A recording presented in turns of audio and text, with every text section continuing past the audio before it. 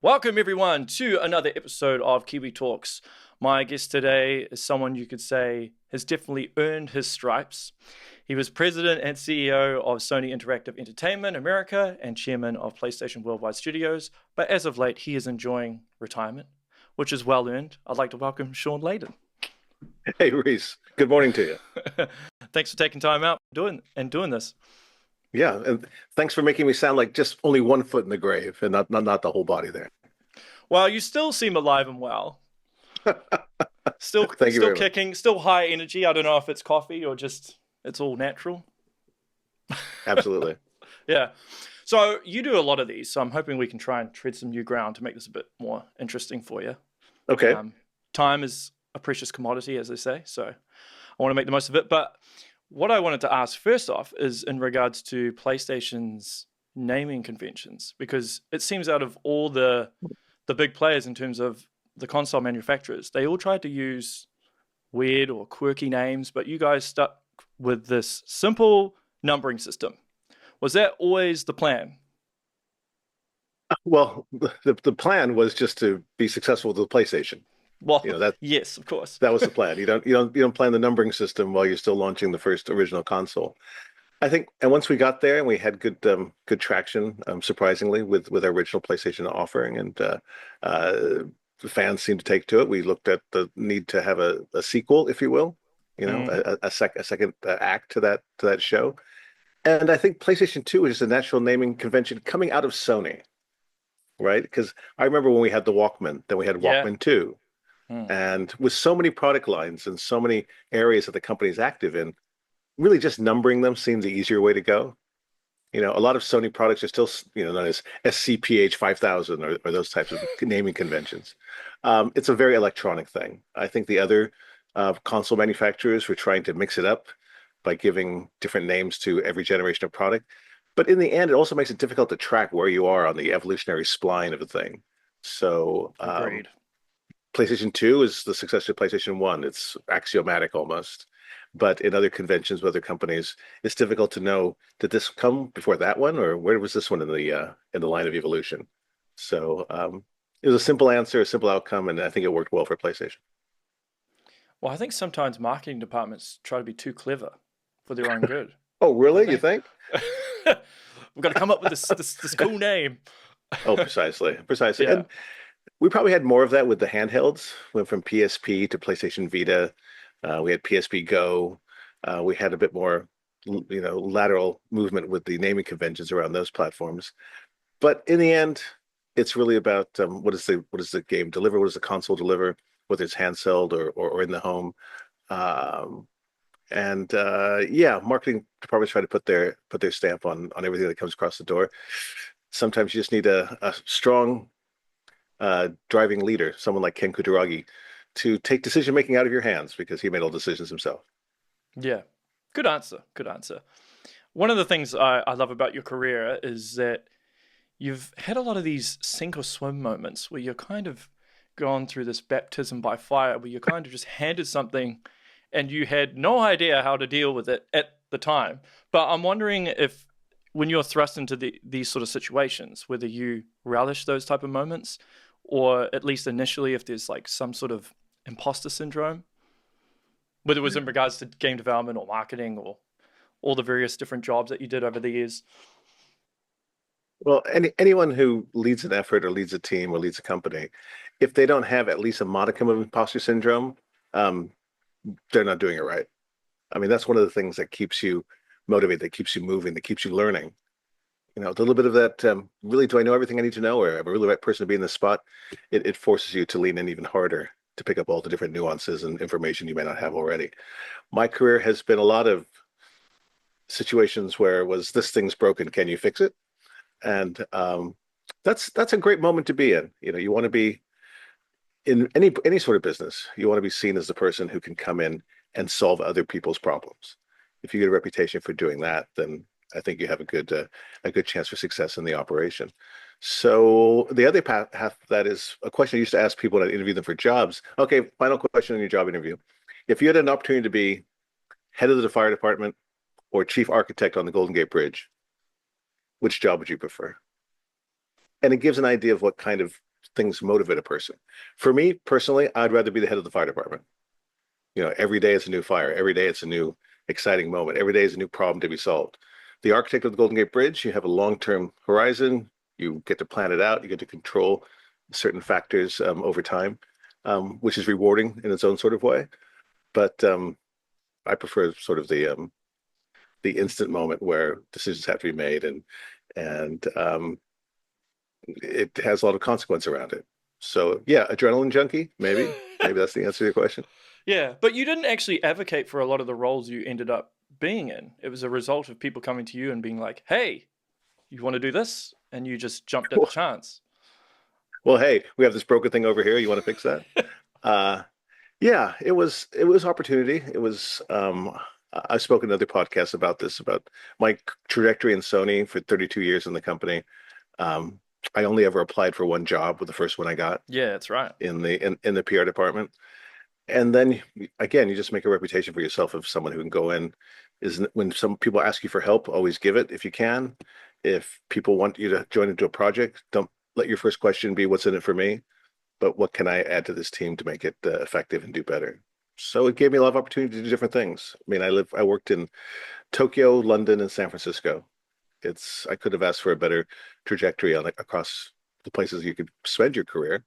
But a lot of time it was here. We've just bought this studio in England called Signosis. How are we going to integrate this asset into the studios? Go out there and try to do that. Come back and say, we've got this issue in Japan with PlayStation 3 sales and marketing. Can you come to Japan and be CEO of the Japan project? It's like, yep, okay, we can do that. And laterally, things like we had to take the PlayStation Network offline in a moment's notice when we had the hack in gosh, now was it 2011? I guess it was. And you were doing 18-hour days. Oh yeah, everyone was. It wasn't just me. Everybody was. But the thing about a crisis of that magnitude, like your entire network goes down, the one thing it provides is clarity. Every day you wake up, you only have one job: get the network back up.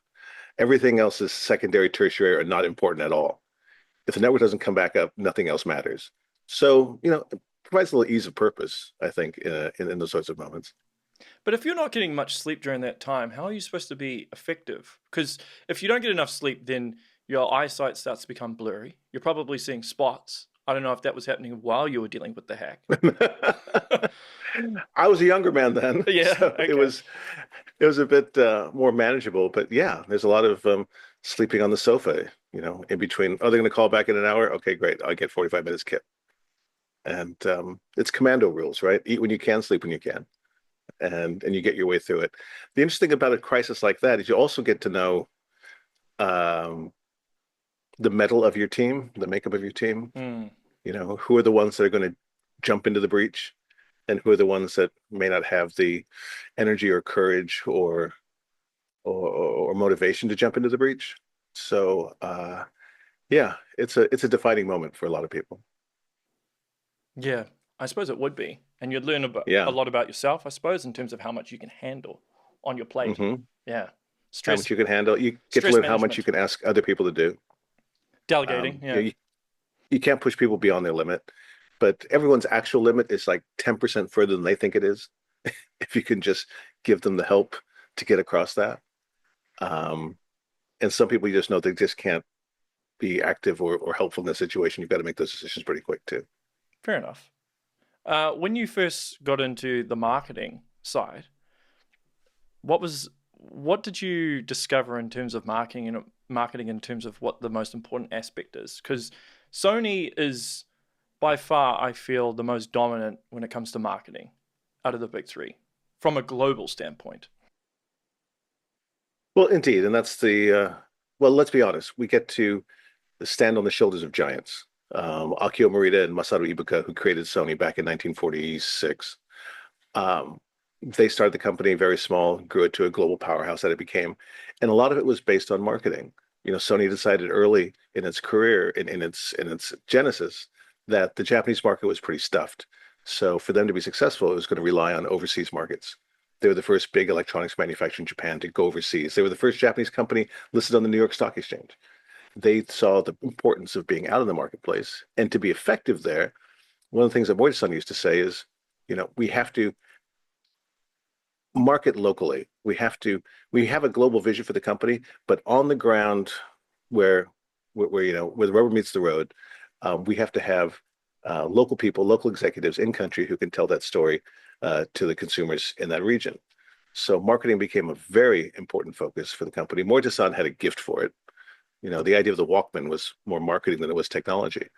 Um, and PlayStation builds upon that DNA that was part of Sony Corp. So marketing was always important. How we tell the story. I think you might remember back in PlayStation 1 when we came out, our ads were insane. The TV commercials were like nothing anyone had ever seen. Largely because of the Japan DNA in there, because when Sony created the PlayStation group called Sony Computer Entertainment at the time, it was a joint venture between Sony Electronics and Sony Music. The company knew that just being an electronics powerhouse wasn't enough to make you a game successful in the game business. Yeah. So half the company came from Sony Music, which included publishing, advertising, marketing. So we began PlayStation 1, different from Sega and Nintendo. We were marketing games and studios like rock bands, like new releases of songs or new releases of games. The advertising campaign was like nothing they'd seen before. And that carried on in Europe with crazy ads for Wipeout and that whole David Lynch thing, our rest in peace, Mr. Lynch. He did the PlayStation, the third way PlayStation crazy ads that were like something right out of a fever dream from Twin Peaks. And that hit the market pretty well. So the company has always tried to do marketing different, try to tell a story to a wider audience through a different angle, and not just here's the game, here's the selling points, here's a single player, multiplayer, buy it things. There's a lot more mystery to it back then, and I think the PlayStation had a lot of should take a lot of credit for changing the way that the game advertising thing is seen today. Well, especially in places like Europe and Australasia, where it almost seems like PlayStation land. Like it's just so dominant there. And a lot of it has to do with the marketing and you penetrating that market early on in a more aggressive way compared to your competitors. And you remember with Wipeout, remember the game Wipeout from PS1? I mean, that was the first time we really blended the music experience with the game experience. For a lot of people, it's the first time they heard of the Crystal Method or the Chemical Brothers or Prodigy or any of the bands that we had back then on the soundtrack. They were putting copies of, they were putting PlayStation kiosks in nightclubs in London for like chilling out. You got your EDM experience over there, then you go in the chill out room and just play PlayStation games there. It became a lifestyle thing rather than just a hobby for teenagers. How much does FOMO play into marketing? Oh, it's a lot. It's a lot. I mean, it's all FOMO, isn't it? Good marketing is all trying to create the desire for the thing you don't have right now, or the feeling that everybody else is doing this cool thing and you're not, and that's somehow bad for you. I think at every level, marketing is some kind of FOMO generator in order to get people in. And there's varying degrees of FOMO as to what somebody's FOMO level is. Yep. That fear of missing out. The big driver is the first word, fear. Fear is the driver. It's like, oh my God, everyone's doing this cool thing and I'm not. I need to get in there. And I think not just game marketing, but marketing overall is largely built on the back of that, whether you're selling video games or jeans or, some new weight loss drug. Yeah. Did that kind of play into the strategy of moving to PC, like to create FOMO? So, because it was your idea, right? You're the one that pushed for PlayStation. A lot of people had the idea, but yes, it's on my watch where I decided we're going to do this thing. Right. Was there an initial pushback? Oh yeah, a lot of pushback. I mean, there was a time back in PlayStation 1 where we had a game called Jet Moto and a game called Warhawk, and the studios wanted to publish them on PC. And at the time, Kudragi-san rightly felt that Sony Computer Entertainment would not be in the PC publishing business. So I actually had to spin that off into another group in order to publish into the PC market, which wasn't really big back there in the late 90s. So it didn't really have a lot of impact, and most people don't remember that happened.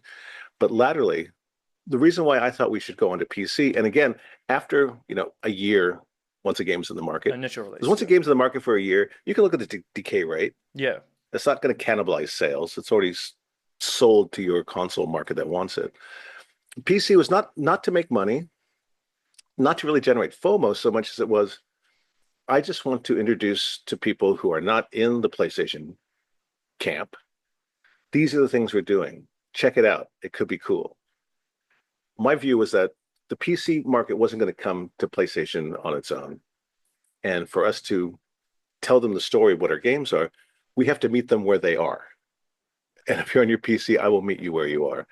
Not on day one, on day 366, but it was more of a chance just to get IP and the brand out there to an audience which normally we don't have a chance to talk to.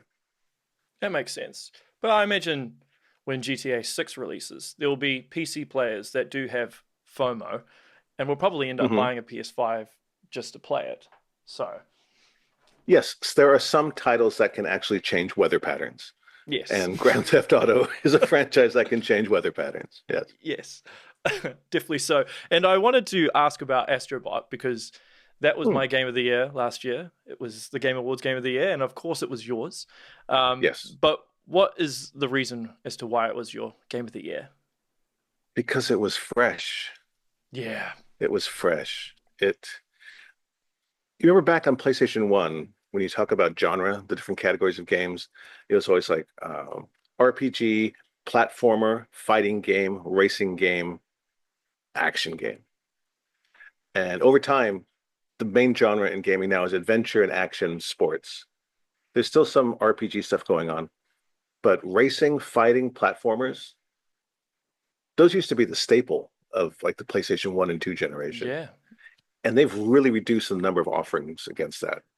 I mean, in racing, it's Gran Turismo, and then there's Forza over there, and maybe there's a Need for Speed. I can't remember. I think it's been a while.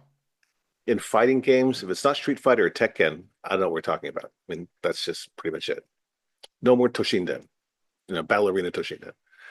And platformers, it used to be the thing, right? It was Crash Bandicoot, Spyro the Dragon, Gex, Pandemonium, a whole bunch of different Rayman. And those have just kind of gone by the wayside. I mean, that's still Nintendo's bread and butter, but on the PlayStation platform, they're hard to find. And so Astrobot was kind of a callback to what we originally thought was the fun part of gaming, cruising through an environment, collecting stuff, powering up, seeing different things. It was played well with the families. You can sit down with your kids and play a game like Astrobot. And it was available in bite-sized chunks. So you didn't feel you had to sit down and do a 9-hour sesh to get to a meaningful point. You can just go through the levels and enjoy them for what they are. It was very nostalgic for me.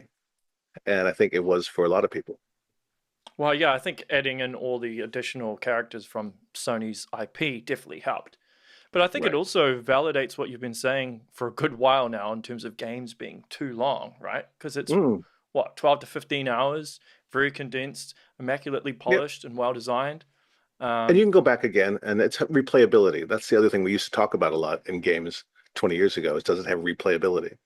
And I think something like Astrobot does. Yeah. There's some sort of inherent quality, I feel, about the way the Japanese design games that the West just can't seem to emulate. I mean, you've spent quite a bit of time in Japan. I don't know what it is. Do you have any thoughts on that? I think, the Japanese gaming tradition, such as it is, Nintendo notwithstanding, came out of the arcade experience. That was the catch line for us with PlayStation 1 is the arcade in the home. Yeah. We'll bring 3D arcade gaming into your house. And so, it's built on the back of Ridge Racer and Tekken. And laterally, things like Street Fighter, which came across from, the Sega platforms onto PlayStation. And the psychology or the design sensibility around building arcade games is really about how much fun for 100 yen coin. I'm going to drop 100 yen in the slot. How much fun as a player, I expect to have, and as a developer, how much should I feel good to give? If it's not enough, they won't drop another coin. If it's too much, they won't drop another coin. But if it's just in the right space, the classic, Tekken, you finish your battle, then it goes, continue, 9, 8, 7, and you reach for that coin and you just drop it in the slot. And that's how they built their games, very much around the impact of that moment and how to make that moment super attractive and compelling that you want to see more of it. They took that, I think, into into PlayStation games with that same kind of sensibility, very artisanal or very craft-like in how they would build every moment to be itself a little jewel, but again to propel you further into the game. Um, I think a lot of Western games rely more on big epic moments with a lot of running through the forest between them, and uh, that's kind of a different stylistic take on the building of it. I know now it's going to go out there and get all kinds of comments about people telling me that I don't know what the fuck I'm talking about. But I'm just, from my experience, when I look at it, that's what I see. I see a lot more attention to detail in the Japanese game development experience, which conversely made it really hard at the time for the Japanese game developers to move onto a platform like PS3, which had a very complicated architecture. Yeah. Sorry guys. Um, and there was a cost of entry to get into that. It was going to take more people to build games for that, and the Japanese teams are typically as small as they can be to get a thing done. So that leap was hard, and I think that whole PS3 generation was a tough time for most Japanese developers who are looking at the real intricacies of the game development experience. But boom, now you're on Blu-ray disc. You have infinite space to build your game out into. So it was a quick on-ramp, I think, for high-end PC developers in the West to move into the console space because there's more perhaps continuity between those two development environments. Um, but that said, I think the Japanese development community came back on PS4. They've got some great games in that generation that once they've conquered the enormity of the dev challenge, then they can get back still with their attention detail and create some of the titles you see coming from places like From Software. Yeah, and it also feels like with the West, maybe there's a bit more Hollywood influence within how the production works in terms of chasing photorealism and the whole cinematic Yeah, narrative thing, which obviously adds a lot to the cost in terms of the development of a game. absolutely. Um, yeah, well, in the West, go big or go home. Is that what they say? Oh, yeah, yeah. And everything just got enormous in its scope and its reach and its ambition. And to your point, that brings a lot of costs associated with it because the only costs involved in game development is just labor over time. Yeah. Maybe if you have like an NFL license, there's a cost there or a FIFA license. But other than that, if you're making any sort of non-IP, you're not stealing an IP from movies or comic books, just going ahead with a game project, the only cost involved is labor against time. So as games get bigger, requires bigger teams to spend more time to make the game, and that's how costs just escalate almost exponentially. But also, American salaries are usually some of the highest in the world, particularly in the metropolises, right? So that adds a lot to the game cost. I imagine a team Asobi would probably be a much cheaper studio to run than, say, Naughty Dog, which is in LA. Yes, there are environmental factors which will impact your cost structure, and the cost of making a game in LA versus Liverpool versus Tokyo are dramatically different. Yeah. And but at the same time, someone asked me, "Well, Shawn, I see all of your studios in the very expensive West Coast of America. Have you ever thought of like relocating your studios to a lower cost base area?" And I said, "Well, Hollywood's in Hollywood for a reason, and the music industry is in New York for a reason. And the game industry, for right or for wrong, now the center of gravity is the West Coast of America." Here you go. Your comments are going to go exploding now after me saying that. But that's where the concentration of talent is. Particularly once it became a networked experience, once it became a multiplayer experience, that's when the technical expertise found in Silicon Valley and emanating from there, the LA basin, up in Seattle. There are a lot of teams there who can build at that scale, who can create that sort of online experience multiplayer thing, which is tricky and hard to do.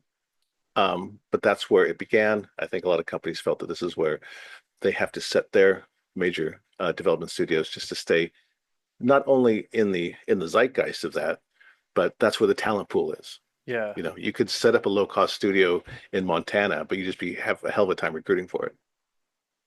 Was there ever a cost analysis done in terms of how much a studio loses in terms of money based on a game developer's commute time into work. Because I spoke to a former Naughty Dog developer maybe a year ago, and he told me that there are a number of people at Naughty Dog that commute 2.5 hours each way to work. So by the time you get to work, you're probably going to have mental fatigue, which leads to lower productivity. Um, I guess I was fortunate now in hindsight that when I retired from the gaming industry, it was the end of 2019. You timed it perfectly. Yes, because somehow I Perfectly. knew, Yeah. right? Clairvoyant. Someone phoned me. And so I stepped down 2 months before, 3 months before lockdown. And until we had lockdown, it had been my position, and this is because I'm a boomer and I come from that older generation. When I was running studios, work from home was not an option. Uh, Work from home could happen if you have a sick child or you've got a dentist appointment or you're waiting for someone to deliver a refrigerator or something, kind of ad hoc in the moment Yeah. arrangements to, yeah, take a couple of days and just log on was fine. But the idea of having every Thursday, everyone's going to be working from home, that was not, that was not in my mindset. I felt that could not be successful. So I was old and stodgy about not approving scheduled work from home days. The pandemic changed the whole thing. In a minute, boom, everybody had to work from home. Again, I didn't see that on the coal face. I was, at home on my sofa, but that then changed a bunch of dynamics. People began to realize, the long commute, you move to a bigger house, you have kids, you want to be in a school, you move a little further out, a little further out. It's like the boiling frog phenomenon. Yeah. It's like all of a sudden, damn, I'm commuting 2 hours a day. How did that happen? It's almost like work hours too. You start doing 9 to 5, and then you end up doing 7 to 10, and you don't really know how you got there. You just kind of work longer hours and longer hours and longer hours, and then it was 18-hour days. So I don't know if a study has been done, particularly on the commute impact on productivity. Certainly wasn't when I was there because didn't have to. But I'm sure there has been stuff done now in the wake of not only lockdown, and what does hybrid look like, and how many days a week do people have to be in the office. And frankly, Reese, I'm glad I'm not dealing with any of that right now. Well, it seems to be a point of contention. There are certain individuals, people like Elon Musk, that saying, no, you need to work 5 days a week back in the office. But I feel like the genie's out of the bottle. Like, you don't know what you don't know. So people didn't know before, but now that they've gotten a taste of it, it would be very hard to try and get people to go back to the office full time. Completely. Again, I'm the old boomer guy. So in my days, it felt like this job cannot be done remotely. This job has to be 200 people in this huge studio working, cheek to jowl to get the game out. And then the pandemic forced it to happen. And then all of a sudden, guess what? Games are still shipping. Games are still being built. People aren't coming to the office. And you're right. The genie's out the bottle on that one. And no longer can an executive like me stand up there and say games cannot be built remotely, because they obviously can. I love how self-aware you are. You're very in tune with what people think about you and your own flaws and your own strengths and weaknesses. I mean, I know you've even acknowledged that because you've spoken about diminishing returns and games chasing the photo realistic trend, and people are like, well, you initiated that, you pushed for Horizon and Last of Us and stuff. But were you aware of that at the time? Were you aware of like where this would potentially end up in terms of like, oh, hang on, this isn't sustainable? There's a cognitive dissonance that can occur and probably is required for most executives. Can you hold two opposing ideas in your head at the same time? One idea in my head at the time was, wow, this expense curve is extreme. We're like doubling the cost of development every generation of hardware. But over here, half my brain says, this game looks so awesome though. So we just get behind it. We'll find a way to pull the money together. We'll get this thing done. It's going to be amazing. So balancing those two ideas in my head at the same time, that yes, I'm kind of pushing the cost curve out because of what we're trying to achieve here. But I know that over time, this is going to be an albatross. around the neck of the industry. Um, and then I think with PS5, we probably turned the corner on that, and uh, we are in a very expensive game right now. And the fact that there's been no meaningful movement on the price of a game since I started in this industry 25 years ago. Yeah, You know, PS1 games, 59.99, and cost, as little as $1 million to make a PS1 game. Um, and even the big hitters back then would cost you 10 million to make. And then now in the world of infinite memory and amazing GPU and CPU power, um, you see games costing in excess of $200 million already, which is and still crazy. only be able to, and still can only charge 59.99. But there's a sliding scale in terms of pricing as well, right? Because if on one end you've got, say, Ubisoft that a month after release they heavily discount a game, and then you Yep, got Nintendo all the way on the other, where them discounting a game is like finding the Holy Grail. It like never happens. So right. obviously there is a scale in terms of the pricing model. Um, Yep. how did Sony decide on its pricing and when to discount something and how long to keep it at the price that it's at, especially these days? Well, at the beginning, we hardly discounted anything. In PlayStation 1, it was going out at 59.99 for, you know, the majority of the time in market, or the majority of the sales moments were at full price. And then we started to do 49.99 down to 29.99. Through PS2 and then in PS3, I think that curve, it accelerated. The moving the price is accelerated. And certainly in a digital world where you're dealing with uh, PlayStation Store products, or products that you're going to download, and those prices can change more dynamically because it's just in one store where you command all of it. It's more difficult when you have retail, units out in the field, and you can't, as a manufacturer, influence what Best Buy is going to do with their pricing structure. They can mark it down if they want to. So it's difficult. Well, we cannot control the pricing in the physical marketplace, but the digital marketplace is under control of the platform that holds it. So I think there's more flexibility around that. I think people have tried different price points at different times for different things. Um, and there's no particular pattern of success that people can follow and say, this works every time. You come out at full price, and then exactly 47 days later, you drop it down $10. And then, 2 months later, you drop it down half price. There's no, uh, there's no definition about what is the best path for that. It's so dependent on the title and the kind of success it's having or not, as the case may be, um, in those pricing decisions. And I think the problem with that is not dropping the price. The problem is there a way to raise the price? I mean, that's why you see so much emphasis on, microtransactions or downloadable content or season passes or battle passes, or these are all ways to generate more revenue off the $60 product to help ameliorate against the rising dev costs. Yeah. But not every game can use those tools. Not every game is appropriate with those added value propositions. So it's a bit of a mess right now, actually.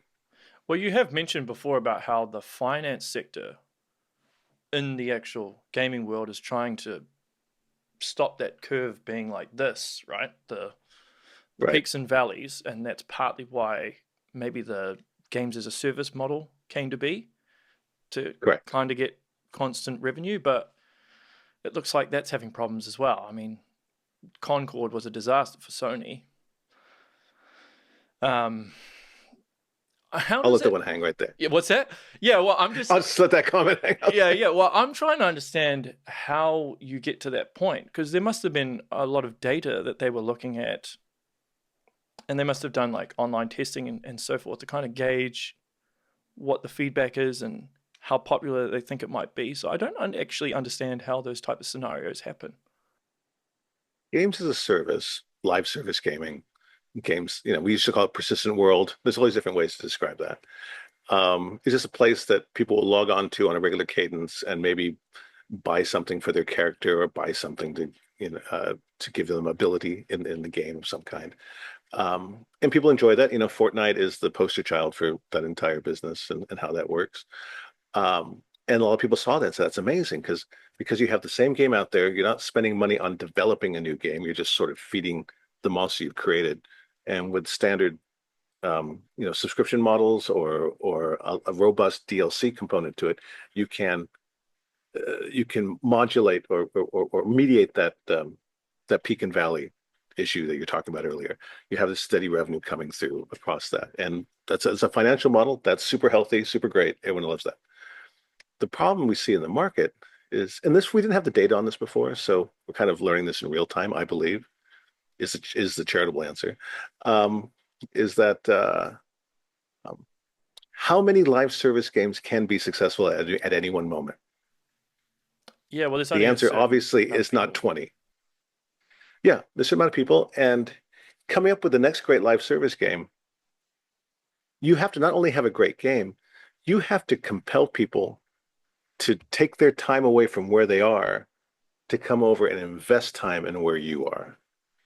There's a switching cost. I don't think a lot of people play 4 or 5 live service games at the same time. No. You're like all into one or two, and that's it. And so for you to come out with another one, you're trying to get people to come over here. Stop spending so much time doing that thing you love and come over here and try this thing you don't know. And that's a hard proposition. It's not just the selling of the game. It's convincing people that they should take away some of the time they're really enjoying doing this thing over there to come over to your unknown thing and invest their time there. It's and it's not like a single player game or a narrative play game. It's like I can do my live service thing with you, but I'm gonna just play Elden Ring and just to see that whole experience and get the thing done and go yay, and then go back to um, where I'm having my daily hit of Fortnite or whatever it is. So I think a lot of people looked at that model and said that's really healthy. That's really uh, it's high profitability, Mm. uh, but the market can only absorb so much at any given time. And I think that's why there's several companies who have launched their live service games in the last 12 months who have pretty much pulled the plug on them before the year is out. If you just can't get traction at the start, it's very, very hard to prop that thing up without it. I saw that the PS5 Pro is discless. With that being said, do you think the PS6 will be completely discless? Because Sony could probably get away with it now. Well, actually, I don't think Sony can get away with it now.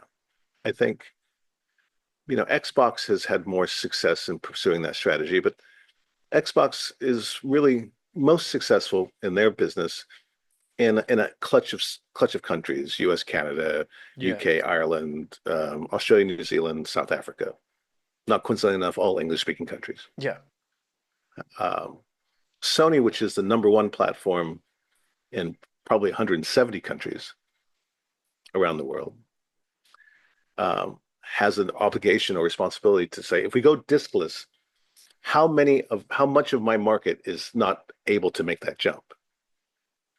Can users in rural Italy get a decent connection to enjoy games? Um, One thing I didn't realize when we talked about this in PlayStation 4 about going diskless, one person said one of not the biggest, but there is a significant market for PlayStation consoles, um, you know, with like athletes like to take them with them because they have so much downtime in hotels before their game, True. and they're not supposed to go out drinking or carousing. Stay in your room. Yep. It's curfew, 10 p.m. before game time. They're all taking their consoles with them. Um, Actually, there's a huge market. Um, PlayStation is very popular on military bases around the world. Places where you can't get an internet connection.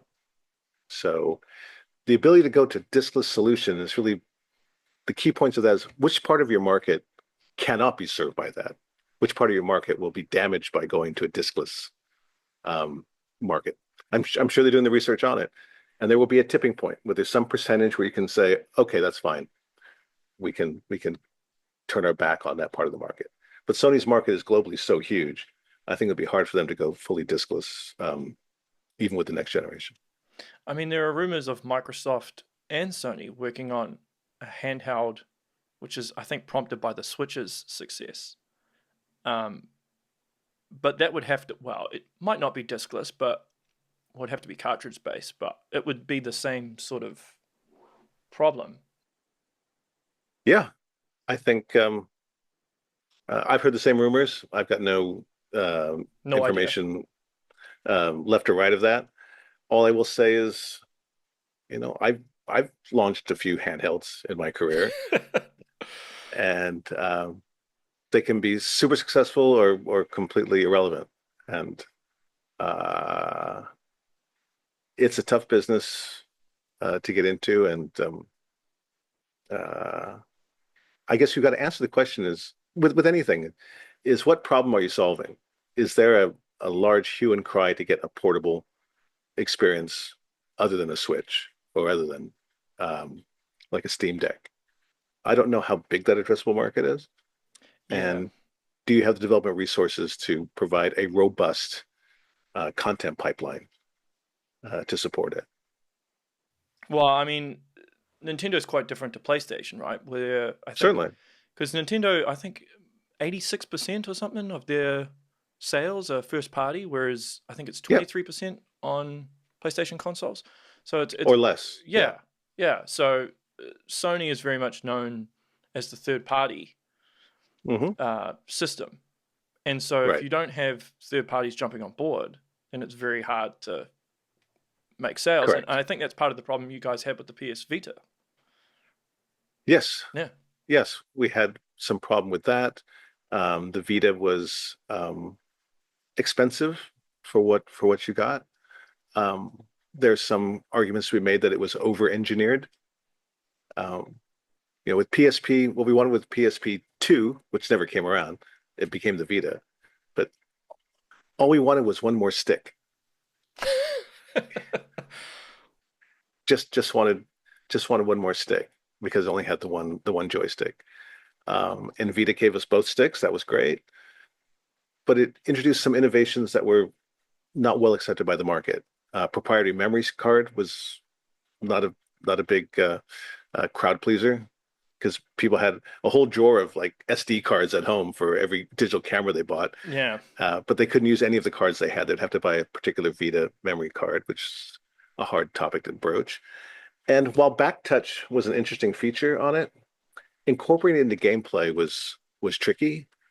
And for a lot of third parties who were trying to do Game Boy and Vita versions of their games, incorporating the Backtouch was going to be a feature that wasn't going to be on the other handheld platform.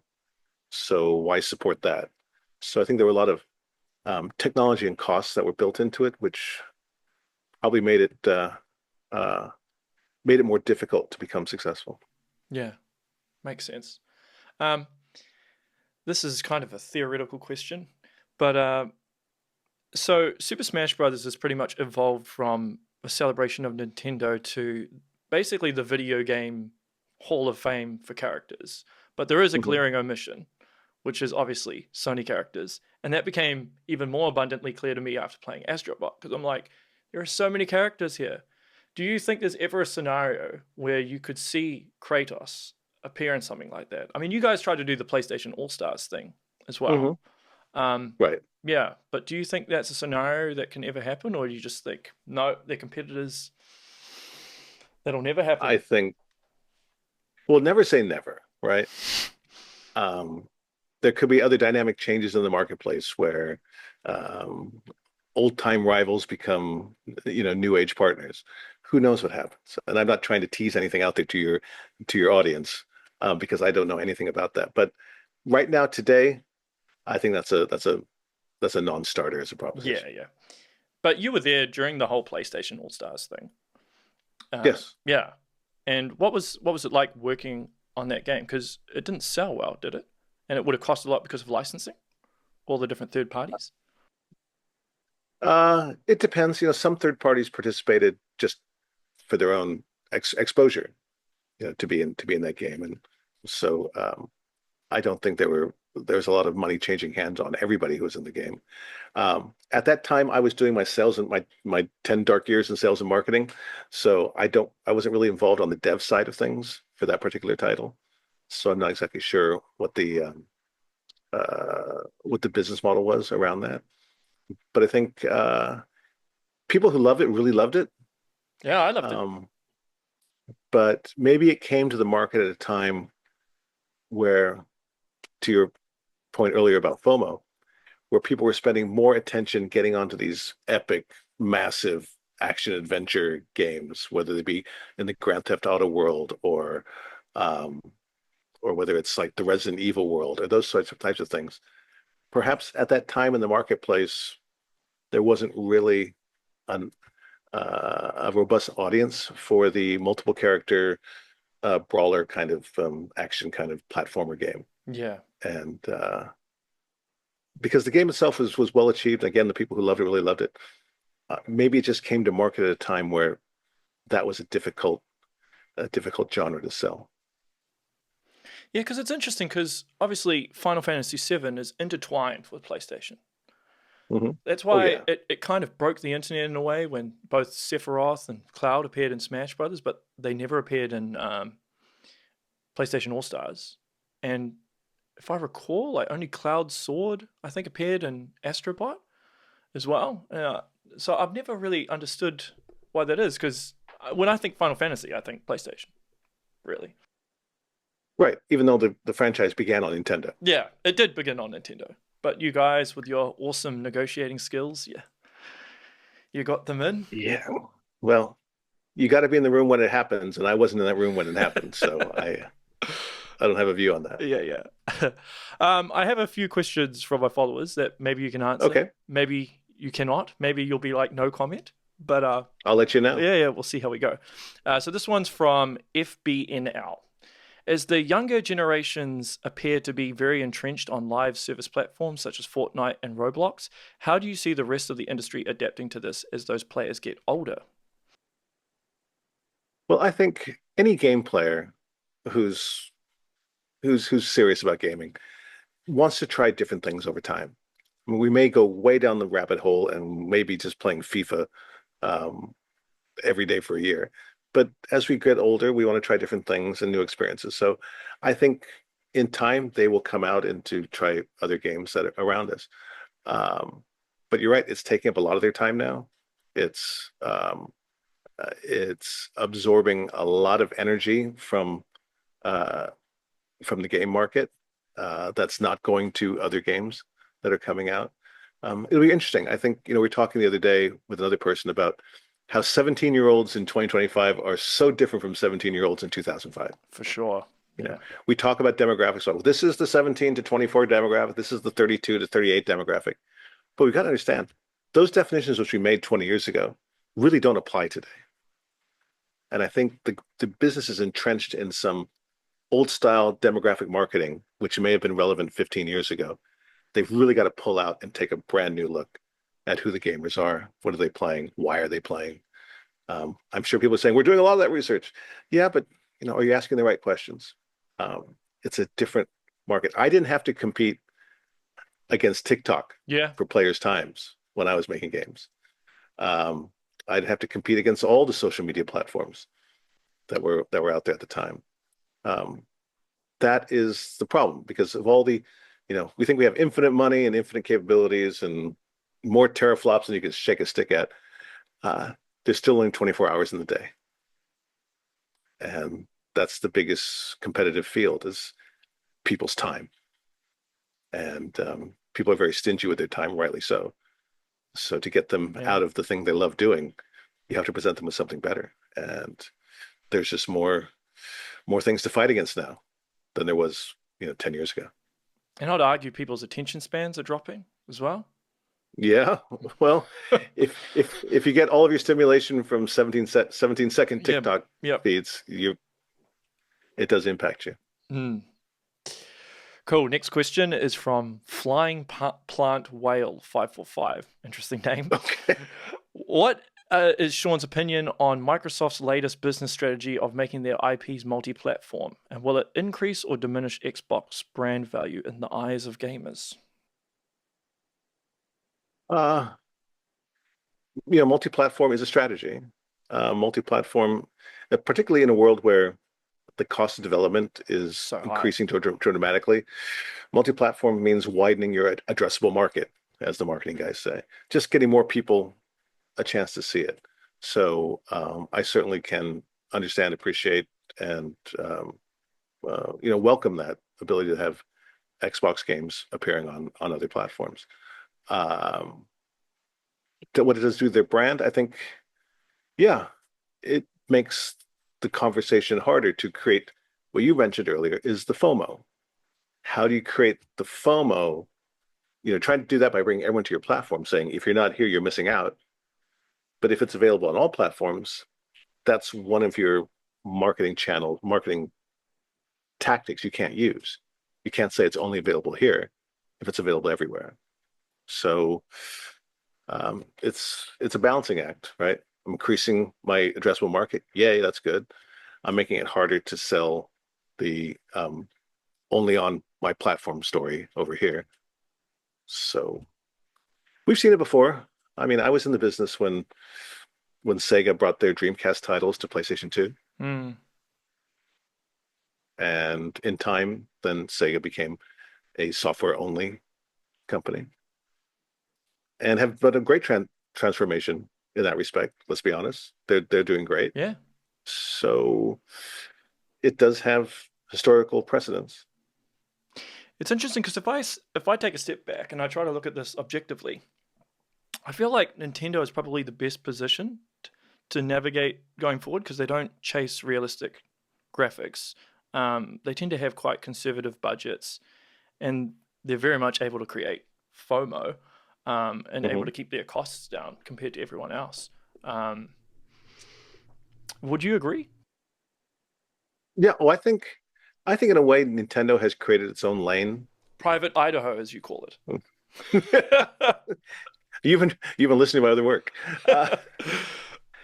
Yes, and it's probably bigger than Idaho. It's huge. Yeah. Their fans are loyal. They have made so many iconic moments in the world of gaming writ large that everyone respects Nintendo. They're a competitor, but you respect everything they've done to create this industry that now we all enjoy and love.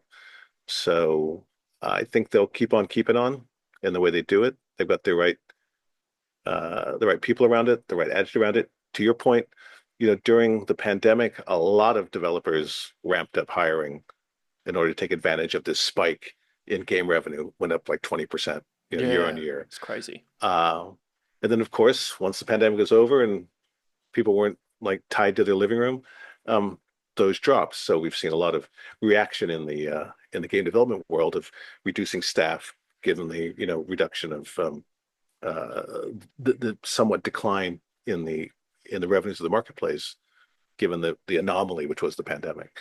I think the whole thing, Nintendo just kind of rode their plan. Yeah.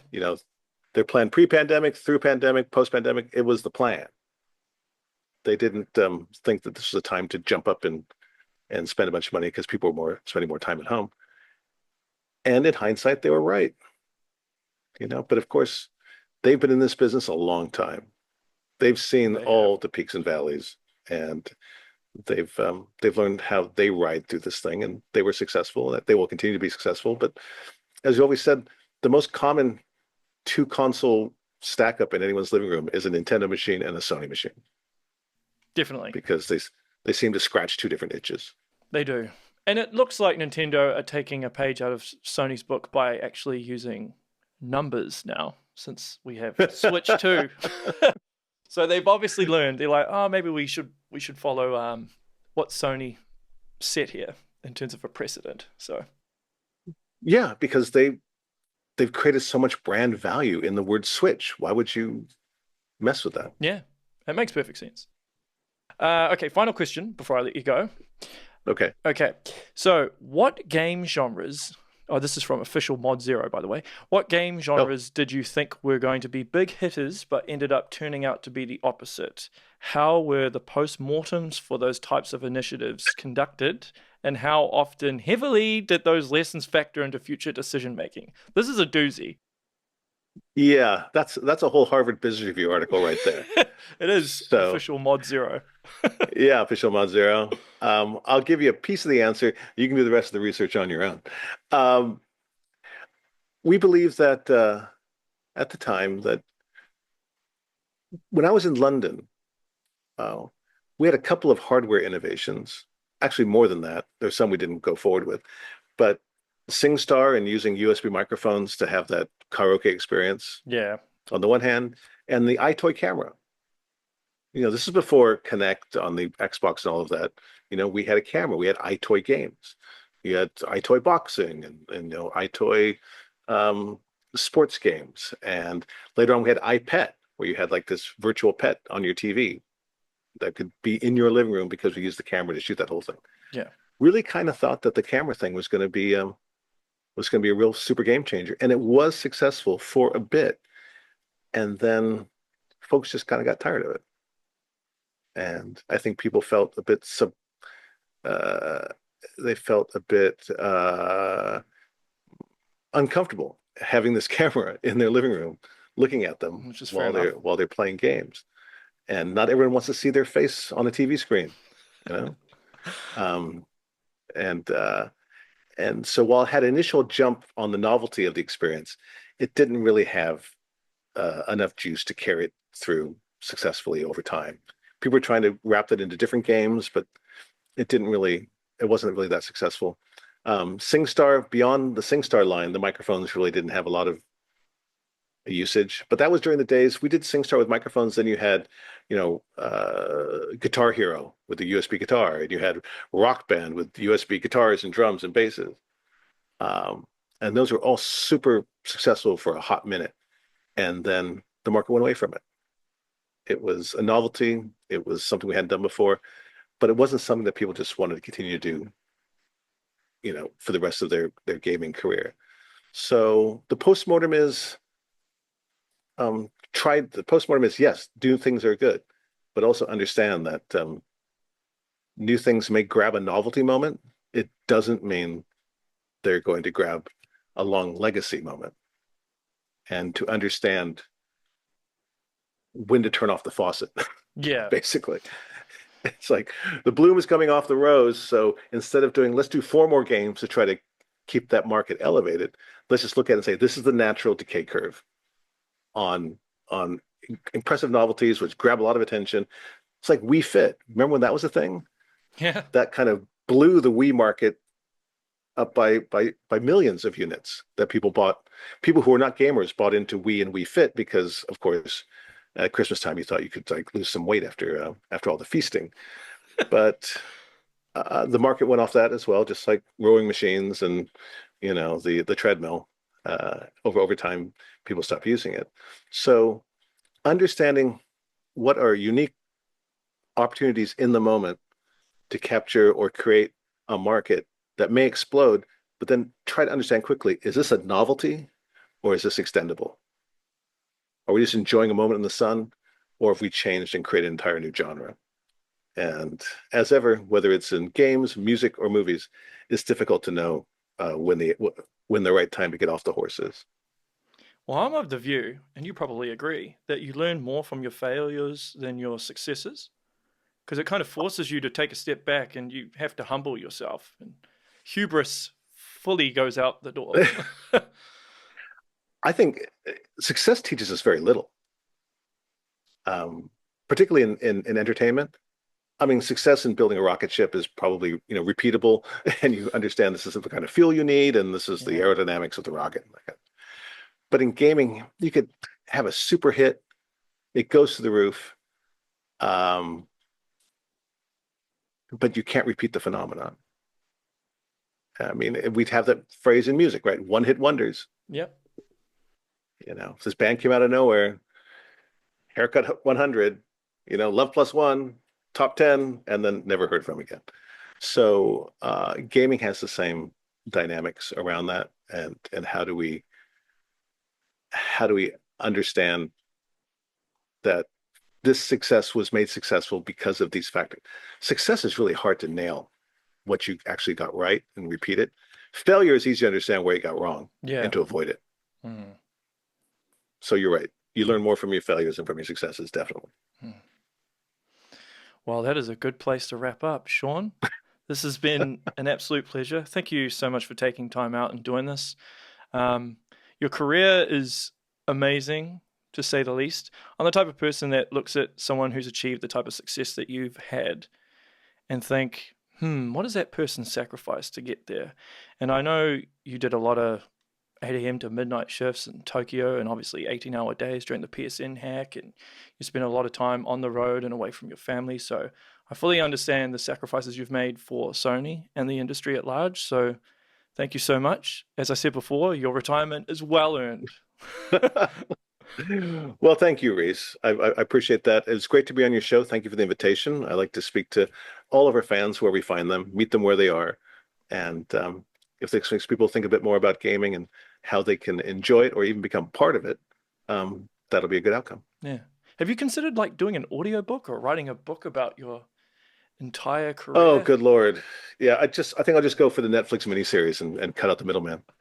Or a mini documentary series. There you go. And then someone else edit it. Well, let's see if I can find the gumption for that. Yeah. Cool. All right. Well, that is the show, everyone. Make sure you share, like, and subscribe. And until next time, stay safe.